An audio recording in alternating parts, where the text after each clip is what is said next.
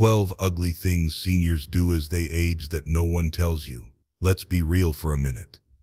Aging is a gift. It's a privilege. Not everyone gets to grow old, and we should never forget that. But just because it's a gift doesn't mean it's always pretty.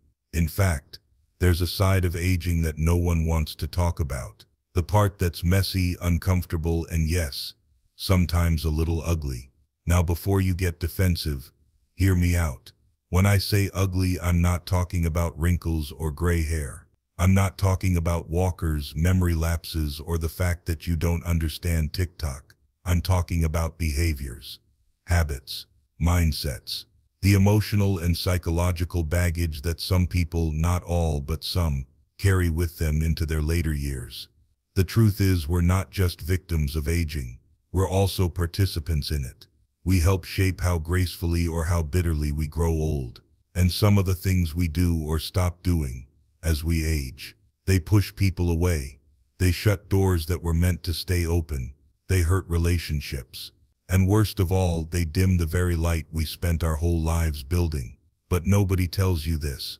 Nobody warns you about how easy it is to fall into these patterns, especially when life starts to slow down. People around you change, and the world doesn't feel familiar anymore. So we go into defense mode. We cling. We withdraw. We complain. We try to control. We act out, often without even realizing it. And if we don't check ourselves, we become the very thing we swore we'd never be. That's what this video is about. Not to shame, not to scold, but to get honest. To shine a light on the behaviors that no one wants to name but everyone has seen. The things that chip away at dignity. The things that rob elders of their influence, their legacy, and their connection with others. You're going to hear some hard truths today. But if you're open, really open, they just might save a relationship, maybe even your own peace of mind. This is a call to awareness, to responsibility, to growth. Because aging doesn't mean we stop evolving. In fact, it's the last, and maybe the most important, stage of transformation. So let's dive into it.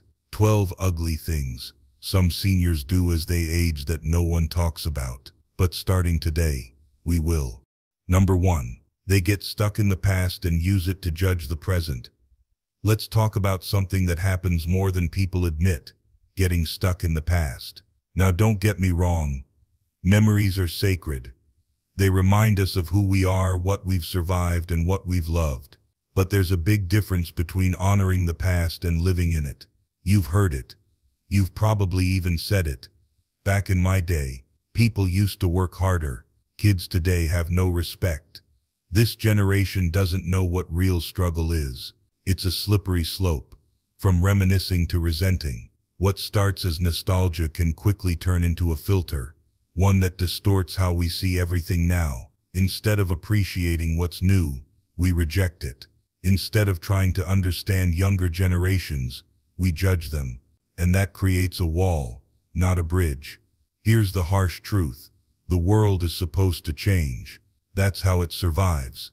Just because something is unfamiliar or uncomfortable doesn't mean it's wrong. Your generation challenged the one before you too. And now it's your turn to choose. Will you grow bitter about the shift or grow wiser because of it? Getting stuck in the past makes you irrelevant in the present. And the more you compare everything now to the good old days, the more you risk sounding out of touch, close-minded, even unkind. Wisdom doesn't live in the past. It's built on the past, but it breathes in the present. You want to stay connected to your children, your grandchildren, your community? Then don't weaponize your past. Share it with humility. Tell your stories with love, but leave room for their stories too, even if they don't make sense to you. Because the future doesn't need another critic. It needs elders who listen, adapt, and teach without preaching. Number 2. They become emotionally manipulative, often without realizing it. This next one is heavy, and it's going to sting a little. Some seniors, not all but more than you think, become emotionally manipulative as they age. And what makes this so dangerous is that it doesn't always look like manipulation. It looks like guilt. It sounds like a sigh. It hides behind soft voices and phrases like, "I guess I'm just in the way." You don't call like you used to. Don't worry about me. I'll just be alone. Again. Read that again, slowly. These are emotional traps. They don't invite love. They demand it. Not because someone feels loved, but because they feel neglected and are trying to control the pain. Now let's be fair.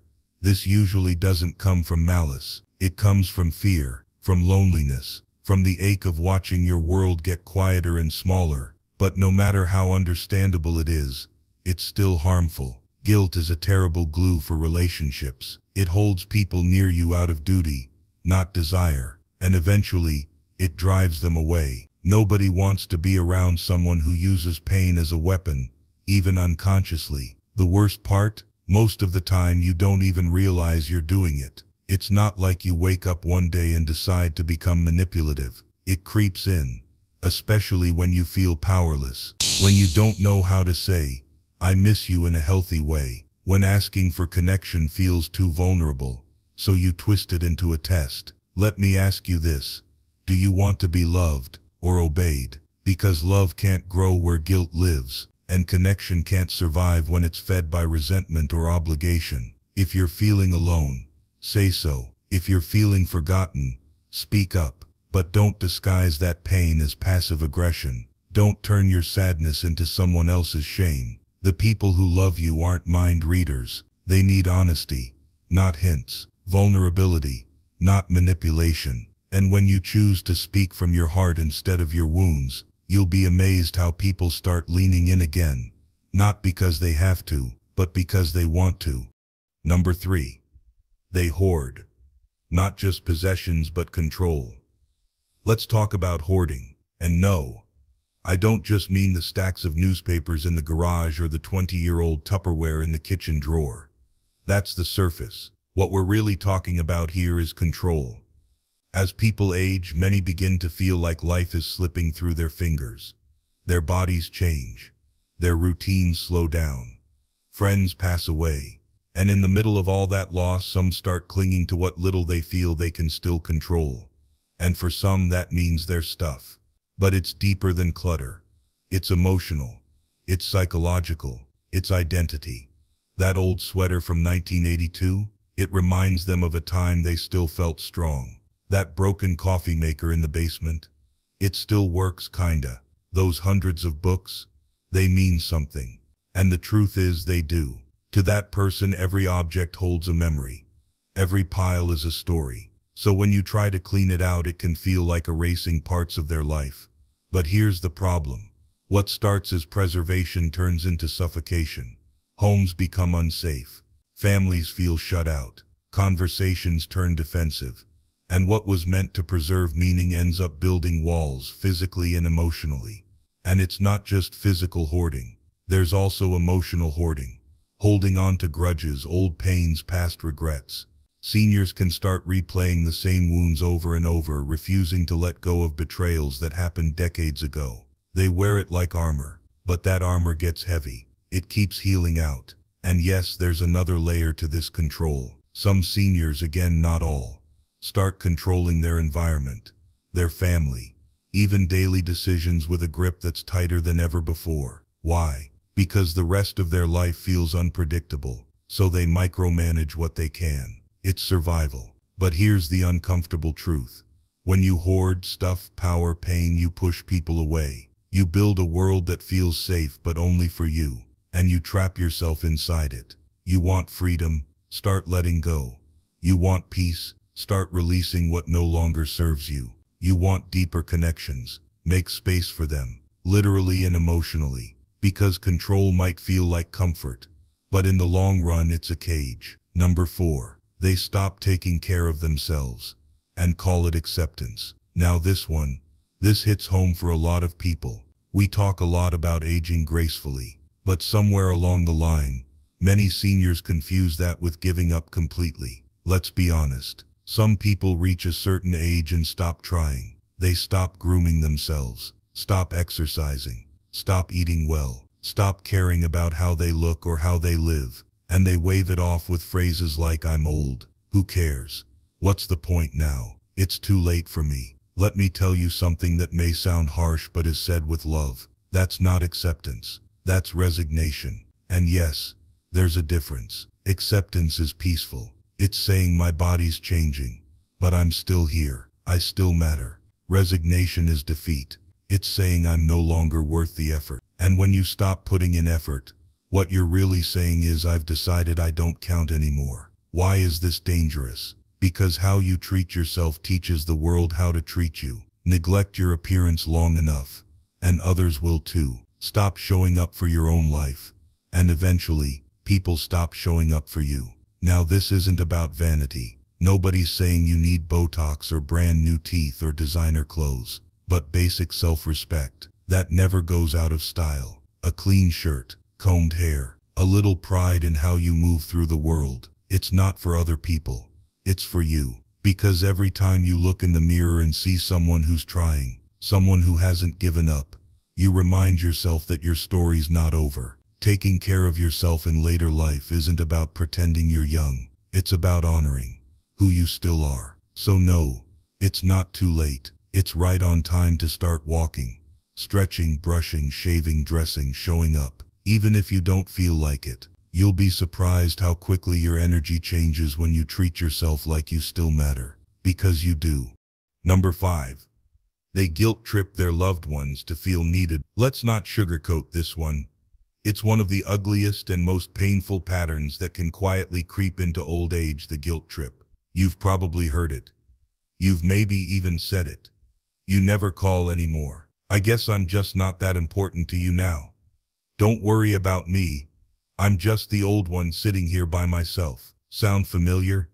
This is what we call emotional blackmail in disguise. And it often comes from a very real place of pain, of feeling forgotten, of no longer having a central role in the family, of realizing that the world doesn't revolve around you anymore. And that hurts deeply. But using guilt to keep people close, that's not love. That's control dressed up as need. You see, what starts as a longing for connection often turns into emotional manipulation. And the reason it's so ugly is because it drives people away while pretending to pull them closer. Nobody, no matter how much they love you, wants to be emotionally extorted. And the tragedy is this: most seniors who guilt trip don't even realize they're doing it. They don't see how their tone, their comments, or their harmless jokes land like daggers in the hearts of those around them. You might think you're expressing your love, but if it's laced with blame, it won't feel like love on the receiving end. It'll feel like shame. And let me be clear, asking for connection, expressing your emotions, sharing your needs, that's healthy, that's human. But it has to come from a place of vulnerability, not manipulation. Instead of saying, I guess you're too busy for me, try saying, I really miss you. Can we spend some time together? Instead of nobody ever visits, try, it would mean a lot to me if you stopped by this weekend. See the difference? One pushes people away, the other invites them in. And if you're doing this, if you've caught yourself using guilt to feel needed, it's not too late to change. You don't need to guilt people into loving you. You just need to show them the real you. The one who still has so much to give, to share, to teach, to feel. Because love given freely always comes back stronger than love demanded. Number 6. They refuse help out of pride until it becomes dangerous. This one's a tough pill to swallow because it hits right at the heart of what most people fear losing as they age: independence. We all know someone like this. Maybe it's a parent, a neighbor, or maybe it's you. The person who says, I'm fine, I don't need help, don't treat me like I'm old, even when they're clearly struggling, even when the stove's been left on, the mail's piling up unopened, the bruises from a fall are showing. They still insist, I can handle it. And on the surface it sounds brave, fierce, independent. But behind that pride is fear. Fear of being seen as weak, fear of losing control. Fear that accepting help means you've somehow failed at life. But here's the truth. Stubbornness is not strength. When you refuse help you genuinely need, you don't protect your dignity. You risk it. Because what starts with I don't need a cane turns into a broken hip. What begins as I don't need a ride becomes a totaled car. What you call independence, sometimes it's just a slow, quiet path to isolation or danger. Let's get real for a second. Nobody is asking you to surrender your identity, but aging comes with real changes in energy, reaction time, memory, balance. Pretending that nothing's changed doesn't make you strong. It makes you vulnerable. In the wrong way. Accepting help doesn't mean giving up control. It means choosing to live better, safer, longer, with dignity. Letting someone help you clean the house isn't weakness. Letting your adult child organize your meds isn't failure. Saying yes to support doesn't shrink you. It expands your life, your safety, your connection. There's no badge of honor for suffering in silence. You don't get points for pushing everyone away until there's a crisis. But you do earn respect. Real, lasting respect. When you're wise enough to say, I can still lead my life, but I'm open to help walking through it. Because pride will keep you isolated, but humility, that will keep you surrounded by people who care. Number 7. They blame others for their loneliness. Let's talk about loneliness. The quiet epidemic that no one wants to admit, especially in old age. It's true that as we grow older, our world can shrink. Friends pass away. Kids move out. The phone doesn't ring as often. Invitations slow down. And before we know it, the silence in the house gets louder than anything on TV. But here's where things get difficult. Instead of confronting that pain head on, some seniors turn their loneliness into blame. They start saying things like, no one cares about me anymore. My kids don't visit. I guess I'm not important to anyone these days. And while those feelings are very real, sometimes they're not the full picture. See, loneliness isn't just something that happens to you. Sometimes it's something you unintentionally create. Let's be honest here. If you constantly criticize your grandkids for how they dress, they'll stop coming around. If you only call your children to complain, they'll stop answering. If you reject every invitation because you don't feel like it, eventually people stop asking. It's a hard truth. Relationships require maintenance at every age. Yes, your family should reach out, but so should you. Yes, people should check on you, but are you being the kind of person they want to check on? Sometimes we build the very walls that keep others out. With our bitterness, our rigidity, our unwillingness to meet people halfway. Then we sit behind those walls and say, where did everyone go? Here's what you need to hear. You are not invisible. You are not forgotten.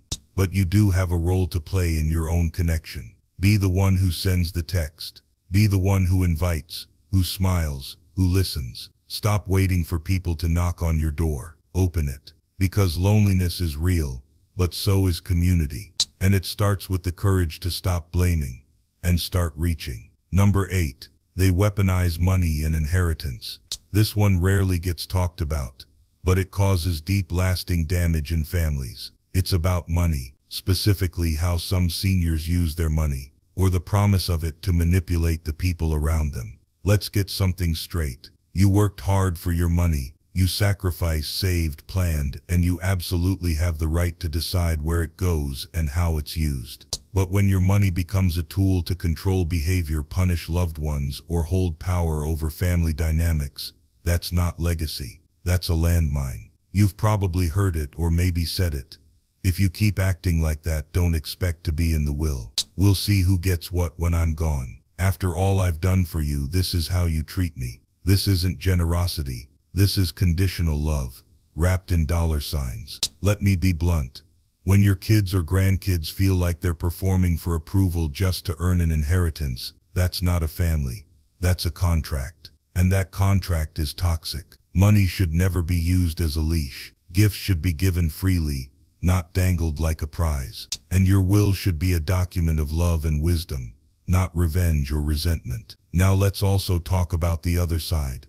The strings attached giving. Some seniors give money with conditions. Here's $500, but you better come see me every week. Or worse, they bring it up constantly after the fact. Remember who helped you when you needed it. That doesn't build gratitude. That builds resentment. You want to leave a legacy? Leave your family with peace, not pressure. Leave them with lessons, not guilt. Be remembered for how you loved, not how you manipulated. And most importantly, don't let your final gift be a source of division. Because the true value of what you leave behind has nothing to do with money. It's the way people speak your name when you're gone. It's the warmth in their voice when they tell your story. It's the strength of the relationships you nurtured, not controlled.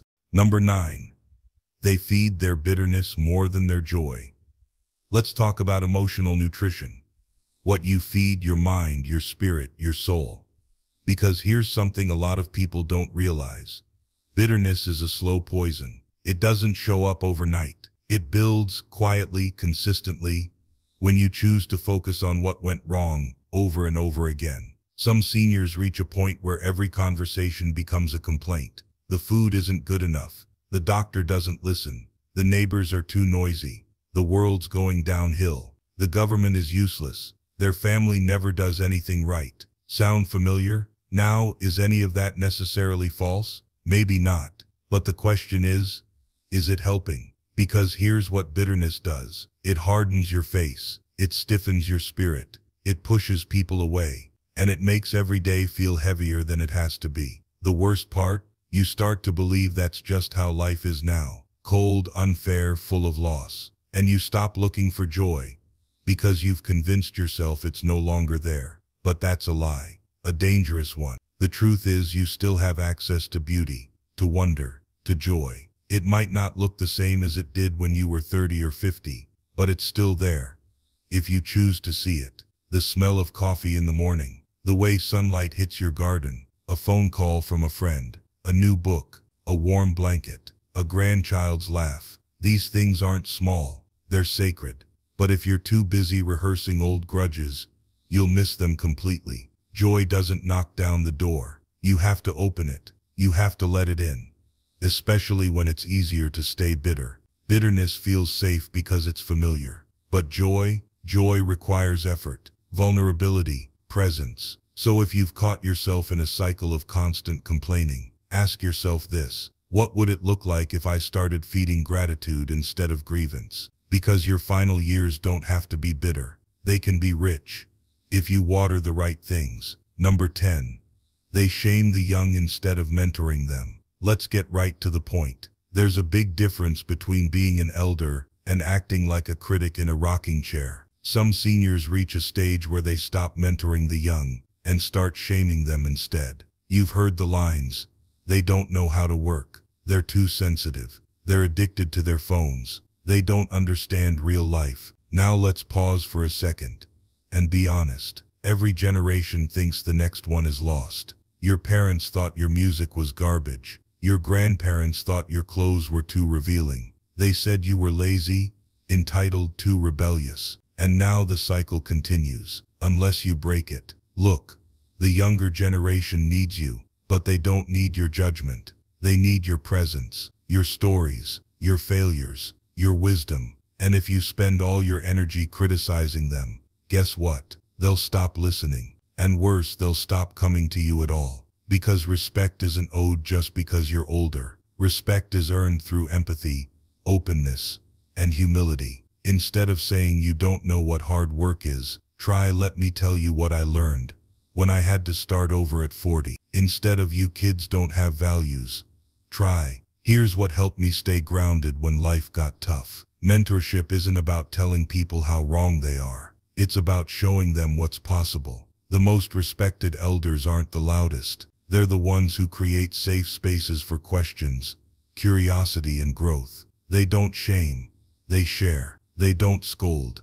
They guide. You want to leave a legacy that lasts? Be the one the next generation remembers as wise, not bitter, as someone who believed in them, even when the world didn't. Because every time you build someone up instead of tearing them down, your influence grows long after you're gone. Number 11. They avoid discussing death honestly, or fixate on it. Death. It's the one topic that most people avoid until they can't. And when it comes to seniors, we usually see one of two extremes. Either they refuse to talk about it at all, or they become obsessed with it. Let's start with the avoidance. Some seniors shut down any conversation about wills, final wishes, funeral preferences, or end-of-life care. They say things like, "I don't want to talk about that. You'll figure it out when the time comes." It's too depressing. But here's the hard truth. Avoiding the topic doesn't make it go away. It just creates confusion, chaos, and even conflict for the people you love most. If you don't express your wishes clearly, your family is left guessing. And in moments of grief, that guessing game becomes a breeding ground for guilt, arguments, and regret. You owe it to the people who love you to be brave enough to plan ahead. Now on the flip side, some seniors talk about death non-stop. They fixate on funerals. They talk about dying as if it's already happening. Every ache becomes a prediction. Every silence is framed as preparation. This constant focus on death doesn't prepare your family. It wears them down. It drains the room of life, of light. And worst of all, it robs you of the joy that's still available right now. Here's the truth that lives between the extremes. Yes, death is part of life. And yes, we need to talk about it, plan for it, respect it. But we also need to live while we're still here. The goal isn't to ignore death or obsess over it. It's to acknowledge it so that we can live with more purpose, more clarity, more love. So write the will, have the hard conversation, make your wishes known, and then go outside, call someone, read a book, laugh, cook your favorite meal. Number 12. They make aging their identity and stop dreaming. This final one might be the most heartbreaking of all. Somewhere along the journey, a lot of people make this quiet, dangerous decision. They decide that aging is all they are now.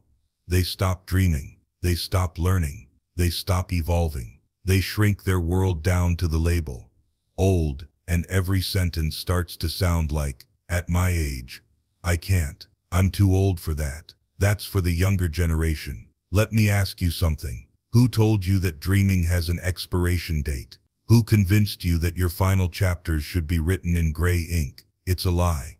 One of the worst lies society sells us, that your worth, your curiosity, your becoming ends after a certain number of birthdays. The truth is, your identity is not just old person. You're still a creator, a learner, a friend, a thinker, a lover, a mentor, a soul with stories that haven't been told yet. There are books you haven't read, places you haven't seen, skills you haven't tried, people you haven't met, parts of yourself you haven't even discovered yet. Don't let your age become a cage. Yes, your knees might ache. Yes, you might forget where you put your glasses. Yes, maybe your calendar looks emptier than it used to. But none of that means you have to sit on the sidelines of your own life. The world still needs your voice, your hands, your heart. Start a garden. Learn to sketch, join a class, mentor someone, write your story, try yoga, travel, sing, laugh, mess up, start over, dream again. Because the moment you decide I'm too old, you hand your life over to fear. But the moment you say I still can, you reclaim your power. Aging is a part of life, but it should never be your entire identity. You're still here. And that means your story isn't finished. So write the next chapter and make it count. Conclusion. Aging is a mirror. You choose what it reflects. So here we are, at the end of this conversation. 12 uncomfortable, unfiltered truths, not meant to shame, but to wake us up. If you've made it this far, I want to say this to you directly. You're brave, because it takes courage to face the parts of aging that nobody likes to admit, the habits that creep in quietly, the emotional traps we fall into, the ways we sometimes hurt the very people we love the most. And if any of these 12 ugly things hit close to home, here's the good news. Awareness is everything. You can't change what you won't name. You can't grow through what you're unwilling to face. But now you've seen it. You've named it. You're already ahead of the game. Here's the bigger truth. Aging is not the problem. Denial is bitterness, is rigidity. Is getting older doesn't automatically turn us into wise, warm elders. That takes intention. It takes humility. It takes reflection. Because age doesn't guarantee wisdom, only experience. And experience means nothing unless you learn from it. The world doesn't need more seniors who are angry, controlling, manipulative, or stuck in the past. The world needs elders who lead with love, who listen without judging, who guide without guilt, who continue to grow, even in their 70s, 80s, and beyond. That can be you. You are not finished. You are not irrelevant. You are not forgotten. But how you live from this point forward, that's in your hands. You can choose to be the kind of person people feel safe around, the kind they visit not out of obligation, but because they love your energy, your presence, your peace.